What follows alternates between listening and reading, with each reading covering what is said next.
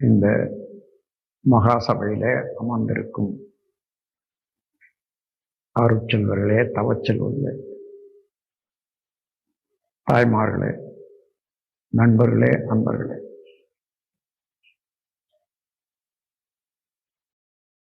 இது ஒரு ஆக்க வாழ்வுக்கு ஒரு நல்ல திருப்பமான ஒரு நேரம்.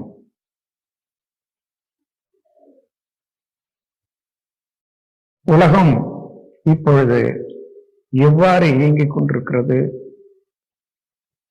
எந்த அனுபவத்திலே இயங்கிக் கொண்டிருக்கிறது என்றது உங்கள் எல்லாருக்கும் தெரியும். படித்தவர், படிக்காதவர்கள், ஏழை பணக்காரர்கள், ஆண் பெண் எல்லோருமே ஏதோ ஒரு வழியில துன்பப்பட்டு கொண்டுதான் இருக்காங்க. மனதிலே அமைதி இல்லை, நிறைவு இல்லை. இது உண்மைதானா என்றால் உண்மையில தேவையில்லை. இயற்கை என்பது எல்லாம் அமைந்த ஒரு இறைவனுடைய ஆட்சி. இதுல குறைவு என்பதற்கு இடமே இல்லை. மனிதன் செய்யக்கூடிய செயலின் விளைவாகத்தான் எல்லா அனுபவங்களும் மனிதனுக்கு கிடைக்கிறது.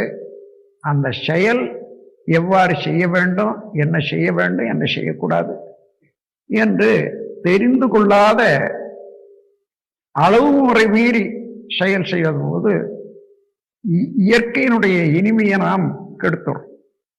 எந்த அளவு இயற்கையினுடைய இனிமையை கெடுத்தாலும் அது துன்பம்தான் ஏற்படும். இப்போ அதிக விரிவாக இல்லாம உங்களுக்கு மௌனத்தை பற்றி, அதனுடைய சிறப்பை பற்றி சில வார்த்தைகளை நான் சொல்றேன். அடக்கம் அமர் அருள் வைக்கும் என்பது வள்ளுவ பெருமானுடைய திருவாக்கு. அடக்கம்னா என்ன? இந்த கையை கால இது பண்ணிட்டு சும்மா உட்கார்ந்துட்டு இருக்கிறது அடக்கம் அல்ல.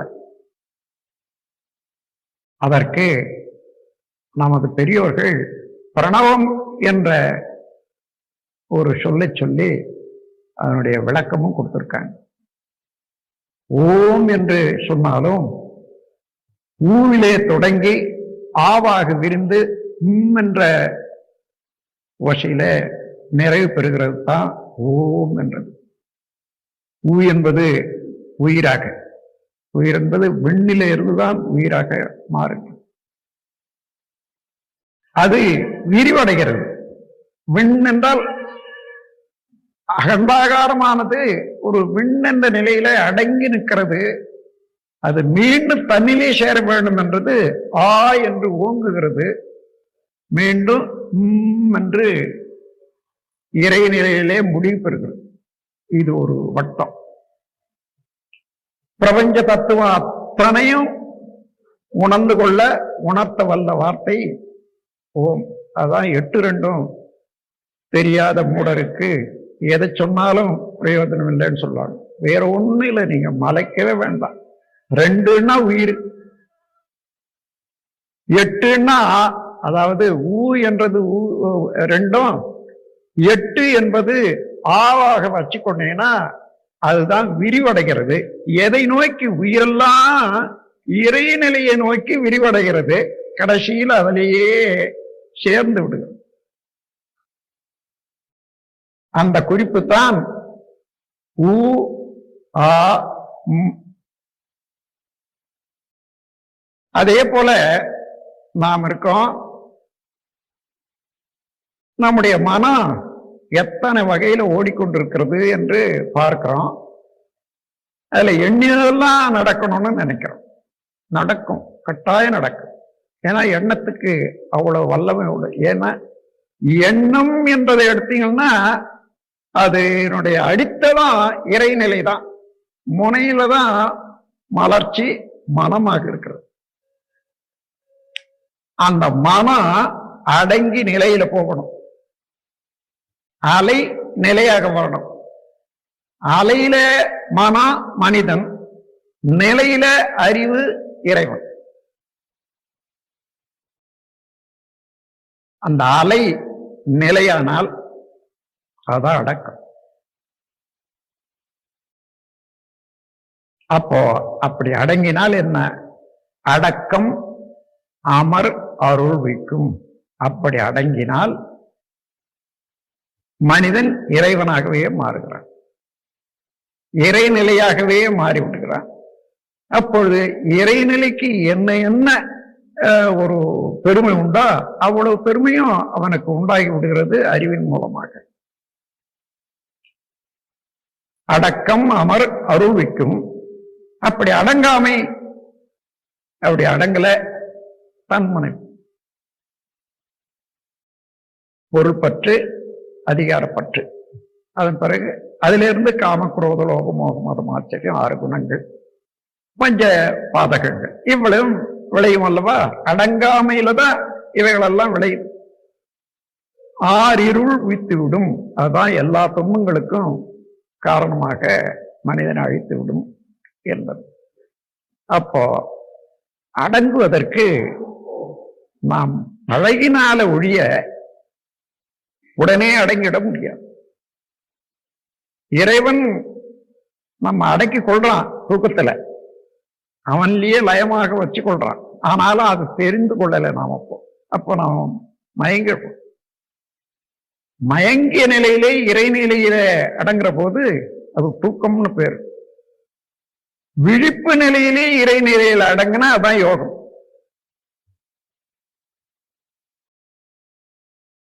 ஜாக்கிரதம், சொப்பனம், சுழுத்தி, துரியாதீதம் என்று சொல்லுவாங்களே, இதெல்லாம் நம்ம இந்த துரியாதீத தவத்தில் கொடுக்கிறோம். ஜாக்கிரம்னா புலன்கள் மூலமாக வெளியில தெரிகிற போது அது சாக்கிரம். அதன் பிறகு ஆல்பா வேவ்னு சொல்லுவாங்க பாரு, உயிர்லயே அடங்கிடுறது. மனம் ஒரு காட்சியாகவோ குணமாக ஆகாத போது அது சுழுத்தி, சொப்பனம். அதற்கு மேல இன்னும் ஆழ்ந்து போனா துரியம், அப்புறம் துரியாதீதம், இறைநிலையோட அடங்குற போது. இதெல்லாம் நம்ம தவத்துல வருது. அப்படி அடங்க அடங்க என்ன, அலையும் போது ஒரு எல்லை கட்டிய உணர்வு, ஒரு இன்ப துன்ப உணர்வு, வேட்பு, இது வேணும் அது வேணும், இது வேணும் அது வேணும். ஆனால் நிலையில என்ன வேண்டும் என்று நினைச்சோமோ அதை முடித்துக் கொள்ளக்கூடிய ஆற்றலும், முடிந்த பிறகு ஒரு நிறைவு ஏற்படக்கூடிய தன்மையும் உண்டாகும். அலையில மாத்திரம் இருந்தால், அலையில மாத்திரம் இருந்தா எத்தனை தான் அனுபவிச்சாலும் நிறைவு என்பது உண்டாகும். அதனால நிலைக்கு வந்த பிறகுதான் நிறைவு உண்டாகும். அப்படி நிலைக்கு வரும்போது இந்த பேரியக்க மண்டலத்தில் இதுவரையில் ஏற்பட்ட நிகழ்ச்சிகள் எல்லாம் வான்காந்தத்துல பதிவாகி இருக்கிறது. எப்படி நம்ம உடல்ல நாம் பிறந்ததுல இருந்து இன்று வரையில நடந்த நிகழ்ச்சிகள் எல்லாம் உடலுக்குள்ளாக உள்ள ஜீவகாந்தத்துல பதிவாகி அவ்வப்போது அதுல இருந்து எழக்கூடிய அலை மூளையில தாக்கும் போது அது எப்படி மேக்னிஃபை பண்ணி நமக்கு எண்ணங்களாக காட்சிகளாக வந்து கொண்டே இருக்குது, பார்க்கிறோம் பாரு. அதே போல பேரியக்க மண்டலத்திலையும் இதுவரைக்கும் நடந்த நிகழ்ச்சிகள் அத்தனையுமே அது இருப்பாக, அதாவது பதிவு என்று சொன்னாலே பிரஷர், அழுத்தத்தினாலே ஏற்பட்ட விளைவுதான் பதிவு. அந்த அழுத்தம் என்பதோ காந்த சக்தியினுடைய ஆற்றல் தான். பிரஷர் என்றதே காந்தத்தினுடைய ஆற்றல் தான். அப்போ அந்த காந்தத்துல அடங்கிய தன்மையும் அழுத்தம், ஒளி, ஒலி, சுவை, மனம் ஜீவன்கள் இடத்துல எப்பொழுதுமே அந்த காந்த சக்தி இத்தனை மாற்றங்கள் அடைந்து கொண்டிருக்கிற போது அதையெல்லாம் உணர்ந்து கொண்டே இன்ப துன்பம் அனுபவிக்கிறது மனம். அந்த உணர்ந்து கொள்ளும் போது அழுத்தம், ஒளி சுவைமன இவைத்தான் உணரும். அதனால ஏற்படக்கூடிய விளைவுகளை தான் இன்பமா துன்பமா அமைதியா பேரின்பமா உணரும். அவ்வளவு மாற்றமாகி கடைசியில் அதை உணர்ந்தும் கொள்ளக்கூடியது மனமாக இருக்கிறது. அந்த மனத்துக்கு அடித்தளம் அறிவு, இருப்பு நிலை. எவ்வளவுக்கு எவ்வளவு அலையை குறைத்து கொண்டு இருப்பு நிலைக்கு வர்றோமோ அந்த அளவுக்கு நிலை பேரு, அமைதி வெற்றி. அதோட அலையில நம்முடைய ஜீவகாந்த சக்தி செலவு பண்ணிட்டே இருக்கிறோம். ஆனால் நிலைக்கு வரும்போது சிறுக லயமாகி வரும்போது அந்த காந்த சக்தி கூடிக்கொண்டிருக்கு. அந்த கூடுதல்னால உடல்ல உள்ள எல்லா செல்களுக்கும் அணு அடுக்கு சரியாக இருக்கிற போது உடல் நலம் உண்டாகும், மனவளம் உண்டாகும். இன்னும் நீங்க என்ன எண்ணணுமோ அதை எண்ணவும், என்ன எண்ணினங்களோ அதை செய்யவும் ஏற்ற ஒரு கோஆர்டினேஷன். இதெல்லாம் உங்க அனுபவத்திலேயே நீங்க தெரிந்து கொள்ள வேண்டியதுதான். இதை இன்னும் வரப்போற நூல்கள்ல இன்னும் விரிவாக எழுதுறேன். ஆகவே இந்த அலையிலிருந்து நிலைக்கு வருவதற்கு ஒரு பயிற்சி வேணும். அந்த பயிற்சி இப்ப தவமாக நாம் இருந்தாலும் இந்த மௌனத்தை பற்றி இந்த இடத்துல நினைவுபடுத்திக் கொள்ளுங்க. பேசுறதுக்கு பொருள் வேண்டியதே இல்லை. அதுக்கு ஏதாயிரம் விஷயம் வேணுமானா தேவையே இல்லை, பேசிக்கொண்டே இருக்கலாம்.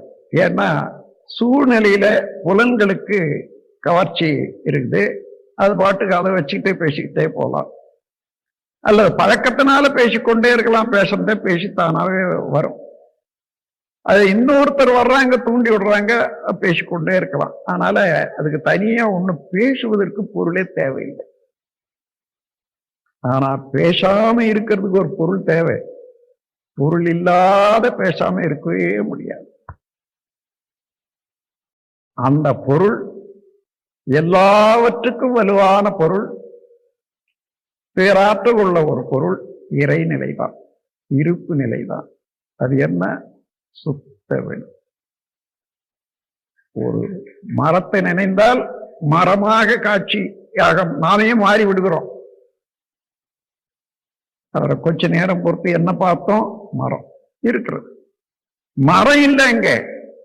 மரத்தை பார்த்த போது மரமாக வடிவம் எடுத்துமே.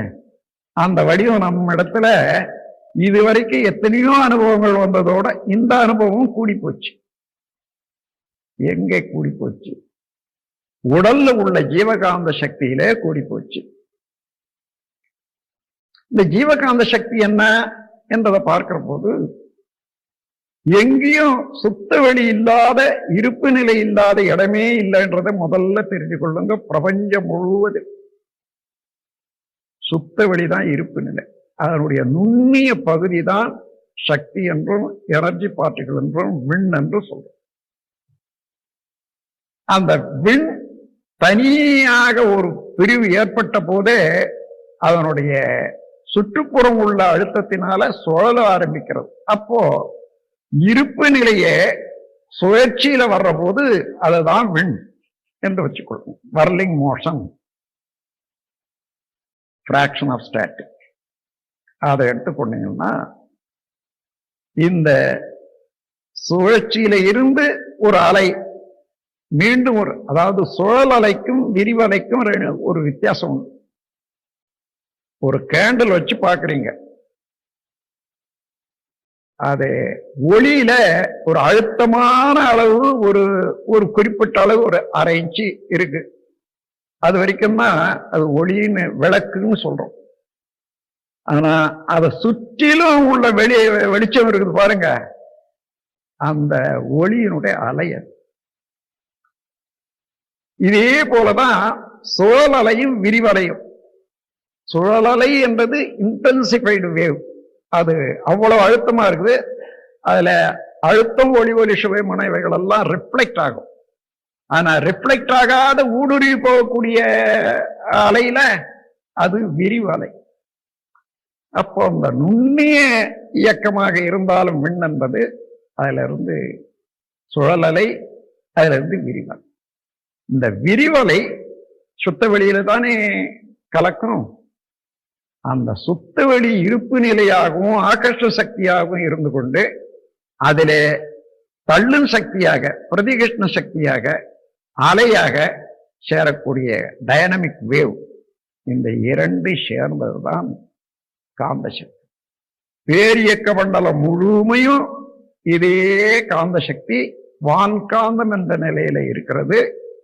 நம்முடைய உடல்லையும் அதுவே காந்த சக்தி தான் ஒரு எல்லை கட்டி கொண்ட இயக்கமாக இருப்பதனால இதற்கு ஜீவகாந்த சக்தின்னு சொல்றோம் உணர்வு நிலையில.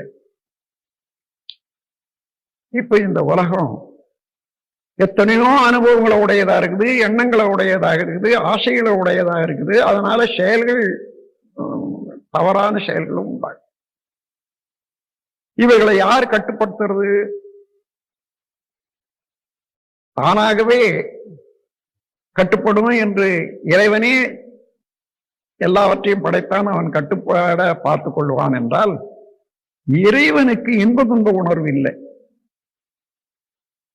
அது மனிதன் என்று தான் இருக்கு. இறைவன் என்று உள்ள செயல்ல தவறே கிடையாது.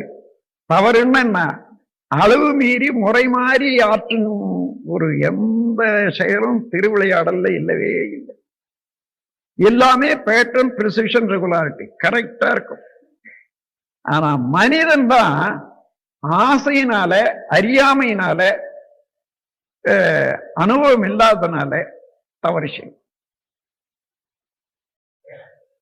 அது மனிதன் அண்டை எப்படி வந்தது என்ன பார்த்தா, மனித உருவத்துல உயர்ந்த அமைப்பு, உயர்ந்த அறிவு, பிரபஞ்சம் முழுவதும் விரிந்து அறியக்கூடிய அறிவு இருந்த போதிலும் கூட இவனுக்கு உள்ள வித்தமைப்பு, சஞ்சித கர்மம், கருவமைப்பின் வழியே வந்த பதிவுகள், கோடான கோடி உயிரினங்கள் புழுவில இருந்து ஒன்று ஒன்றாக எத்தனையோ ஜீவன்களாக மாறி விலங்கினத்துக்கு வந்து, விலங்கினத்திலிருந்து மனிதனாக வந்து, மனிதன்ல இருந்து கோடிக்கணக்கான தலைமுறைகளாக மாறி மனிதன் வந்துட்டான். இதுவரையில நடந்த நிகழ்ச்சிகள் எல்லாம் எல்லாமே அந்த மனிதனுடைய ஜீவகாந்த சக்தியில அடங்கி போச்சு.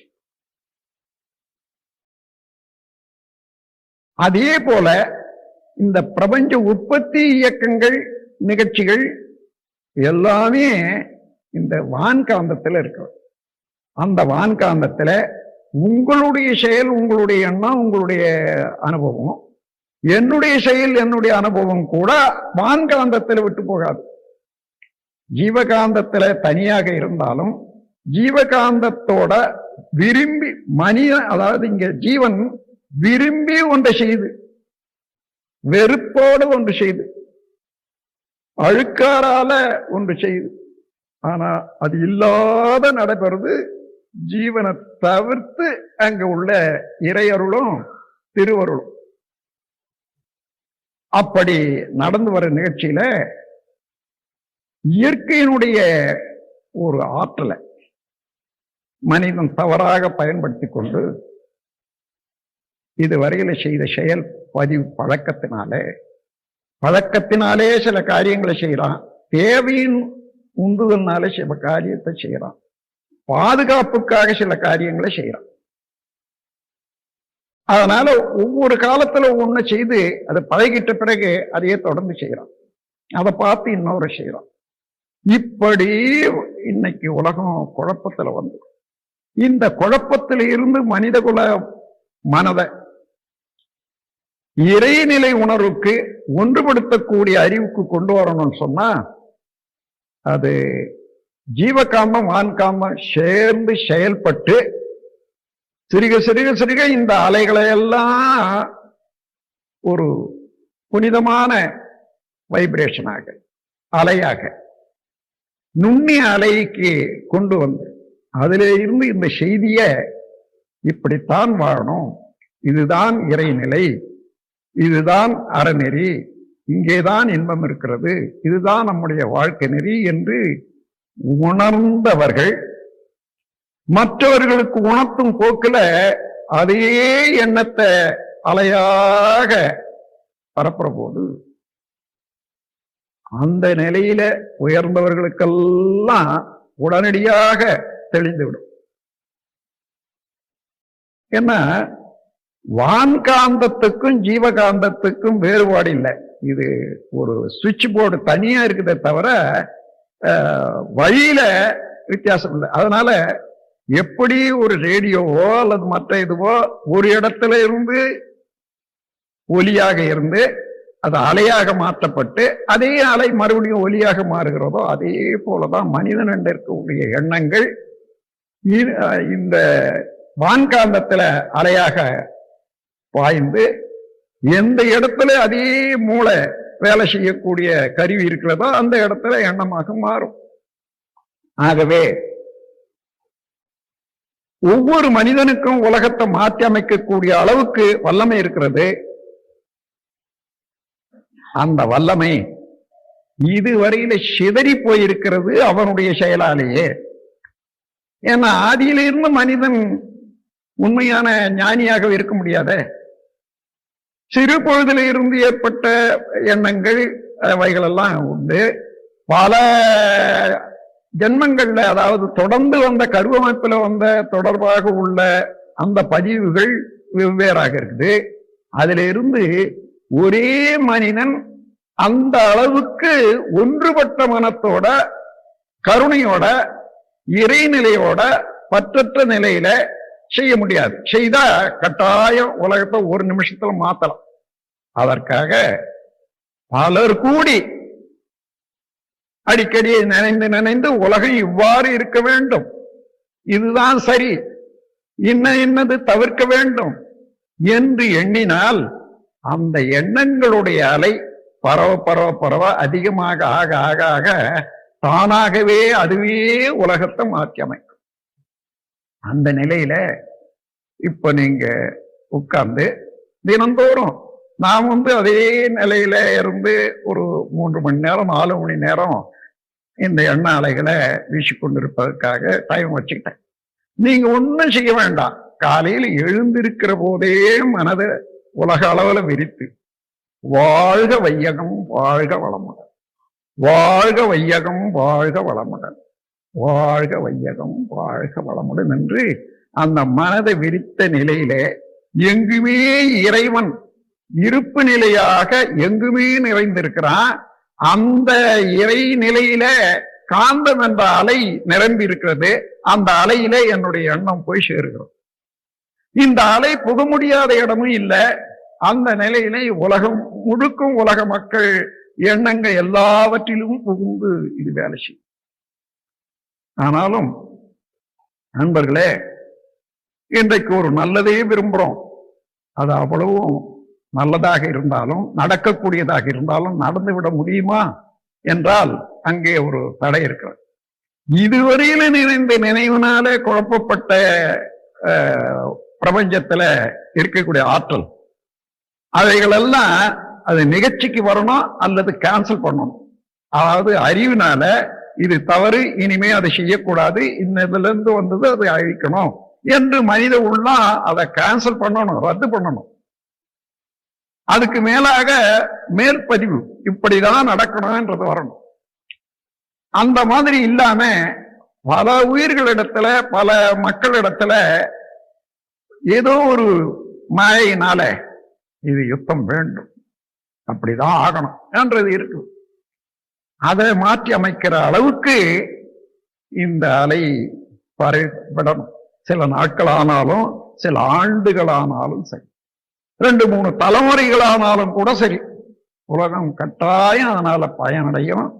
படிப்படியாக மனித குலம் இந்த விலங்கின செய்களில் இருந்து மாறி உலகம் வர வேணுமானால் இது ஒரு ஆரம்ப கட்டமாகவே வச்சு கொள்ளுங்கள்.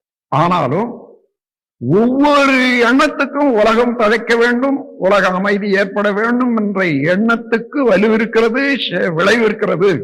என்றால் எந்த இடத்துல இறைநிலையும் அலையும் உண்டோ அதை எவ்வாறு நீங்க இயக்குறீங்களோ அதனுடைய விளைவு கட்டாயம் வந்துதான் ஆகணும்.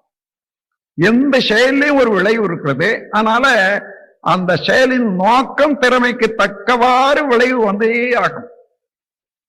ஆகையினால நாம் உடலை பாதுகாத்துக் கொள்ள, தேவைகளை முடித்துக் கொள்ள, குடும்ப கடமை செய்வதற்கு, சமுதாய கடமை செய்வதற்கு பல தொழில்களை ஏற்றிருக்கோம். அது அவசியம். அதை எப்பொழுதுமே புறக்கணிக்க முடியாது. அது குறைவு என்று சொல்லவும் முடியாது. மனிதன் வாழும் வரையில உயிரும் உடலும் வைத்துக்கொண்டு வாழும் வரையில பொருள் மக்கள் பற்று அவசியம் வேணும். அளவு முறைதான் தேவை, அறம்தான் தேவை, வேற ஒண்ணும் இல்லை. அதை வள்ளுவர் அறுதியிட்டு கூறிவிட்டார். அழுக்காறு, அவா, வெகுளி, இன்னாச்சம், இந்த 4 போனா போதும். எவ்வளவோ தத்துவங்கள் இந்த 4 வார்த்தையில அடங்கி இருக்குது பாருங்க. அந்த முறையில மனித குலம் ஏட்டினிலே கை, மேட்டினிலே ஓடும் நீர் பள்ளம் போகும் வாறு போல ஏட்டினிலே கை எண்ணம் அகண்டாகாரம் இயற்கை ரகசியம் மலர்ந்து எழுத்தாய் மாறும். இதா அனுபவத்தாலேயே சொல்றேன். அந்த மாதிரி அதற்காக சில நாள் பழகினா போதும். ஒரு நாள் நீங்க திடீர்னு முதல்ல உட்கார்ற போது ஒன்றுமே அது கட்டுப்படியாகாத போல மனம் தத்தளிக்கும். அது தேவையில்லை, அதான் இயற்கை. அதுல என்ன தெரியுது, இவ்வளோ சாமான் நம்ம சேர்த்து வச்சிருக்கிறோம் இவ்வளவு காலம் என்ன தெரியுது. நம்ம இருப்ப நாம தெரிந்து கொள்றோம் உட்கார்ற போது. அதாவது எந்த பொருளை பார்த்தோம், எந்த அனுபவத்தை நாம் கொண்டோம்னா காது கண்ணு மூக்கு எல்லாவற்றிலையும் அடுத்த உருவம் ஒளி ஒளி சுவைமானம் இவைதானே. அதெல்லாம் உள்ள போற போது, கருவிகளை தாண்டி போற போது புள்ளியாகியே விடுகிறது. மூளையில போற போது மூளை அலையாக்கி காந்த சக்தியோட சேர்த்து விடுகிறோம். அப்ப நம்ம ஜீவகாந்த சக்தியில தான் எல்லா இருப்பு இருக்குது, பதிவா இருக்குது.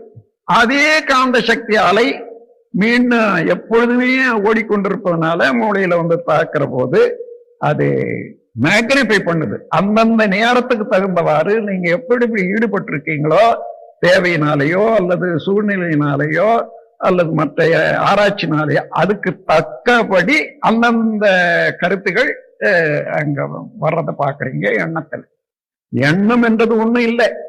இங்க உள்ள இருக்கக்கூடிய பர்சனாலிட்டியில உள்ள ரகசியங்கள் அத்தனையும் மலர்ந்து கொண்டே இருக்கிறது ஒன்று ஒன்றா. அதனால இந்த எண்ணங்கள்லாம் என்ன வாட்டுதுன்றதுக்கு அர்த்தமே இல்லை. நாம எடுத்து வச்சது, நாம சேர்த்து வச்ச பொருள் அதுதான் என்பதை தெரிந்து கொண்டால் இதுல என்ன வேணும் என்ன வேண்டாம் அதுக்கப்புறம் தான் யோசனை பண்ணும்.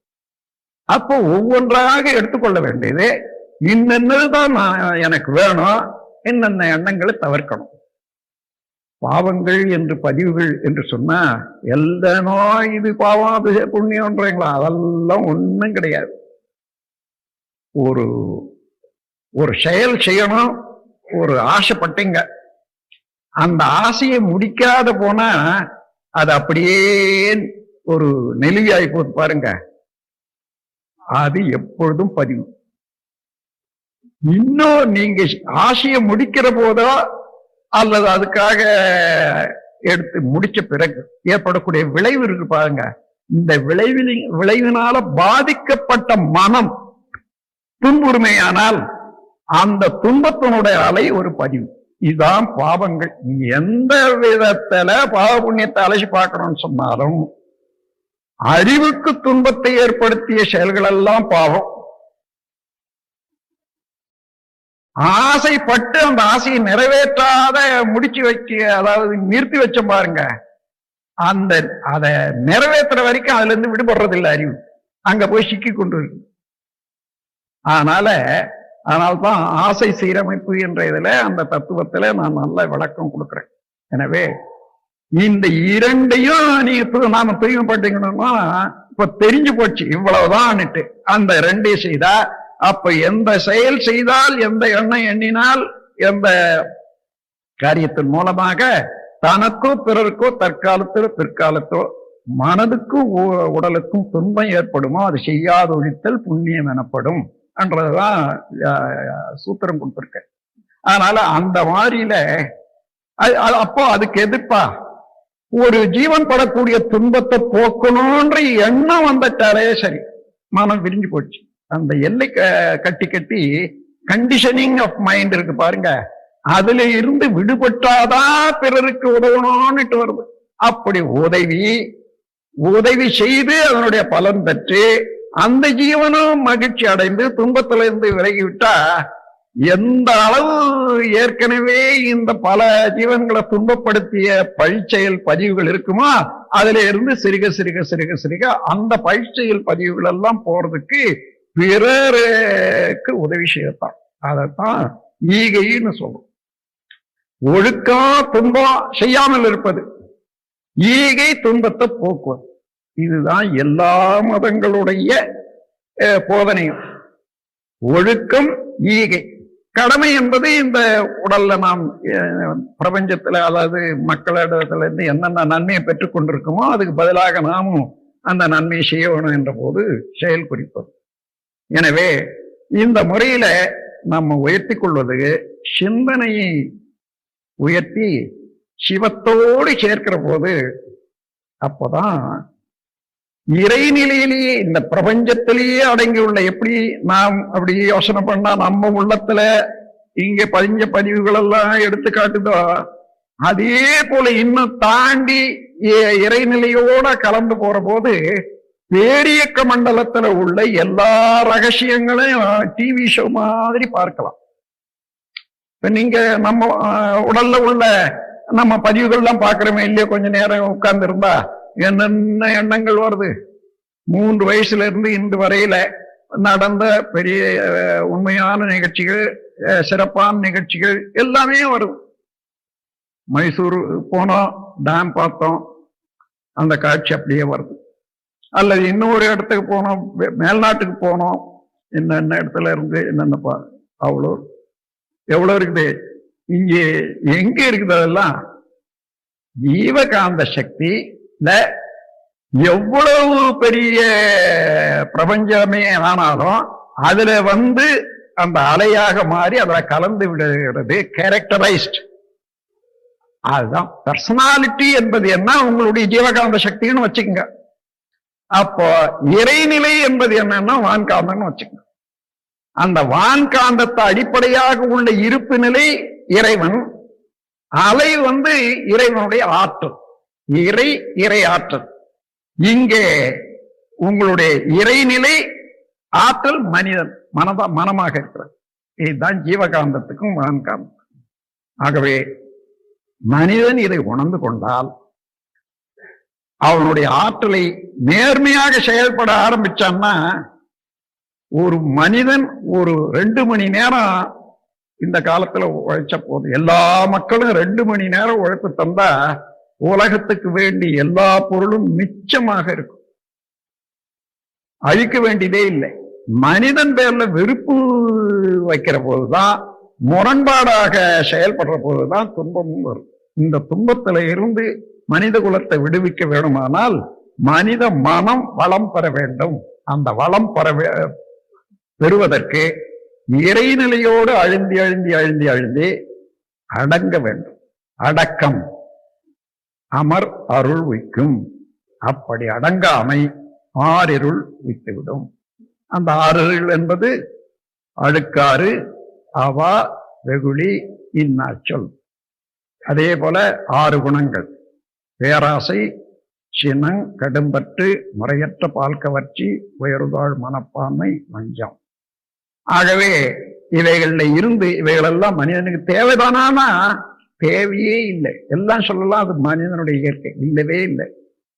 சாதாரணமான உயிரினங்கள்ல, அதாவது 2 அறிவுல இருந்து 5 அறிவு வரையில வாழ்ந்த உயிரினங்களுக்கு அது ஒன்று பிடிச்சு சாப்பிடணும் என்றது இயற்கையாக இருப்பதனால அவ்வப்போது அது பறித்து உண்ணுதல் என்ற ஒரு நோக்கத்துல அதை அட்டாக் பண்ணும் போது, ஒண்ணு அடிக்கிற போது அங்கேதான் கோபம் உண்டாச்சு, அங்கேதான் எல்லா குணங்களும் உண்டாச்சு. அதை தொடர்ந்து அதுல இருந்து வித்தெடுத்து மனிதன் வந்ததுனால மனிதன் அங்க தொடர்ந்து வருது. மனிதன் எப்பொழுதுமே அந்த கணக்கை பார்க்கவே இல்லை. அயந்தொகை பார்த்தா தானே எங்கேயாலும் மிஸ்டேக் இருந்தா அந்த வருஷத்தோட ரைட்டா பண்ணலாம். அது பண்ணவே இல்லை மனிதன் இதுவரையில. அப்படியே கேரிஓவர் பண்ணிட்டே வர்றான். இப்ப காலம் வந்தாச்சு விஞ்ஞான காலத்துல. அதனாலதான் ஆன்மீக அறிவு இருப்பு உணர்த்துது, இயற்கையினுடைய பெருமை உணர்த்துது, என்ன ப்ராவிடன்ஸ் என்றது உணர்த்துது. அதை செயல்படுத்த உள்ள டெக்னாலஜி அறநெறி தான். இந்த அறநெறி சரியாக வரணும்னு சொன்னா அதுதான் வாழ்க்கை விஞ்ஞானம். அப்போ விஞ்ஞானமே விஞ்ஞானத்தாலத்தான் செயல்படணுமே தவிர, வெளிக்கு வரணுமே தவிர, விஞ்ஞானம் அப்படியே இருந்தா பயனில்லை. ஆகவே விஞ்ஞானிகள் எல்லாம் அந்த காலத்துல விஞ்ஞானத்துக்கு கொண்டு வர முடியாத தவிச்சாங்க. எப்படி சொல்றது, எப்படி விளக்குறது இறைவனுடைய பொருள்னுட்டு. இன்னைக்கு காந்த தத்துவத்தின் மூலமாக நீங்கள் எல்லாரும் உணரக்கூடிய நிலைக்கு வந்திருக்கீங்க. இன்னும் கொஞ்ச நாள்ல இன்னும் நல்ல பல தடவை அதை ஆராய ஆராய ஆராய எங்குமே நிறைந்து இருப்பு நிலையாக உள்ள இறைவனுடைய காட்சியை எப்பொழுதும் பார்க்கலாம். அயரா விழிப்பு வந்துடும். எந்தெந்த செயல்லையும் அதே காந்த ஆற்றல் தான் அழுத்தமா ஒளியா சுவையா மனமா விளைவுகளாக வர்றது. தன்னுடைய திறமை நோக்கத்துக்கு தகுந்தவாறு விளைவாக வருகிறது.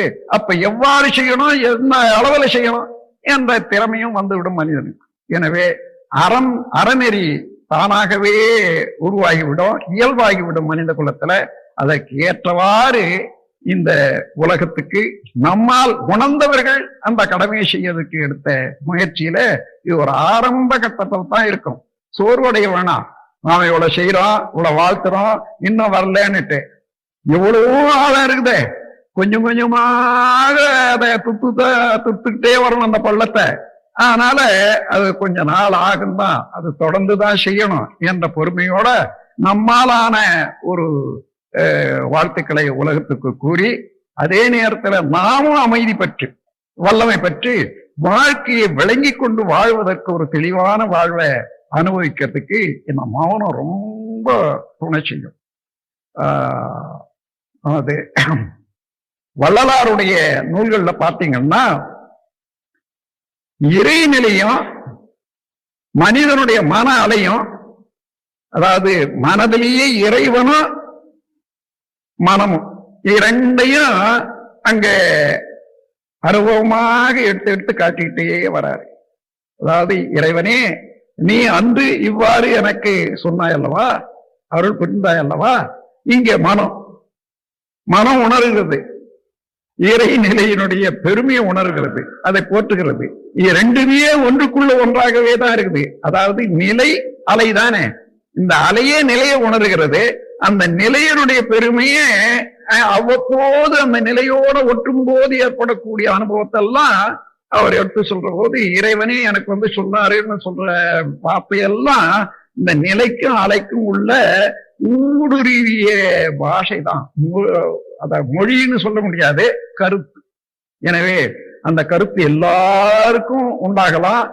இத நாமே உணர்ந்து கொண்டு ஒவ்வொருவரும் தவத்தின் மூலமாக இந்த இருப்பு நிலையை உணர்ந்து, இதுதான் இறைவன் நிலை, அந்த இறைநிலையே தான் சுத்த வழியாக அரூபமாக இருக்கிறது, அதுவேதான் இங்கே உயிர் மையத்திலே இருந்து கொண்டு அறிவாக, அதே இருப்பு நிலைதான் அறிவாக இருக்கிறது என்று தெரிந்து கொண்டால் அதுதான் ரெவலேஷன்.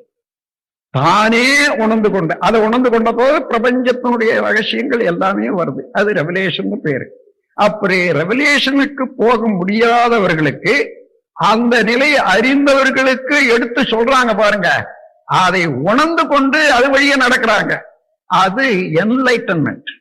அதாவது உணர்த்தி உணர்ந்தது, தானாக உணர்ந்தது. இவ்வளவுதான், ரெண்டு தான் இருக்கு. உணர்த்தி உணர்ந்ததெல்லாம் என்லைட்டன்மெண்ட். உணராமலே தானே உணர்ந்தது, அனுபவமாக உணர்ந்தது. அத ஒரு கவியில ஞானம் வாழல கொடுத்திருக்கேன். அத்துவித வித்தை என்றால் சொல்லுங்க, வித்தை என்றால் பிரம்ம வித்தை உயர்வாகும், வேதாந்தம் பேசுவதால் கெட்டிடாது, அத்துவிதமாகி அவன் எங்குமாகி அணுமுதலாய் அண்டங்களாகி தாங்கும் சுத்தவெளி சூட்சமாய் நிறைந்த தன்மை, சூட்சமாய் அனுபவமாய் அறிந்து நிற்கும் தத்துவத்தின் முடிவான தானேயான தன்னை அறிந்த வித்தை. அது தர்க்கம் வேண்டாம், இத தர்க்கத்தினால நிரூபிக்க முடியாது என்ற அளவுல அவனே அப்படி ஆகி அவனே அவனை உணர்ற போது அது ரெவிலேஷன். அதாவது revealing, nature itself reveals its own secret to man when he absorbs within the statistic. அந்த மாதிரி அந்த நிலையில மனதை ஒடுக்கி நிலையாக வந்துட்டான்னா, இறைநிலையோட கலந்தான்னா, தானாகவே இறைநிலையில உள்ள எல்லா தத்துவங்களும் மனதுக்கு மொழியாக காட்சியாக விளங்குது. இவ்வளவுதான். அதுதான் ரெவிலேஷன். ரிவீலேஷன் என்றது ரெவலேஷன் வந்துடும். எனவே தானாகவே இறைநிலையில உள்ள எல்லா தத்துவங்களும் மனதுக்கு மொழியாக காட்சியாக விளங்குது. இவ்வளவுதான். அதுதான் ரெவிலேஷன். ரிவீலேஷன் என்றது ரெவலேஷன் வந்துடும்.